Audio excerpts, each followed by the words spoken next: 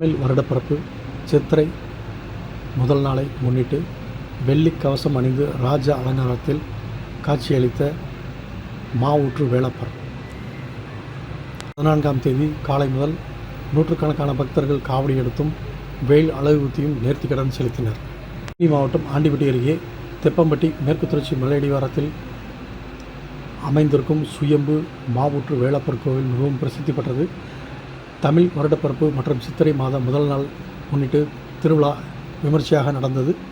தேனி, மதுரை, திண்டுக்கல் உள்ளிட்ட மாவட்டங்களிலிருந்து காலை முதலே ஆயிரக்கணக்கான பக்தர்கள் குழந்தைகளோடு குடும்பமாக வேலப்பர் கோவில் மலை மீது ஏறி வெள்ளி கவசம் அணிந்து ராஜ அலங்காரத்தில் காட்சியளிக்கும் வேலப்ப முருகரை தரிசனம் செய்து வருகின்றனர்.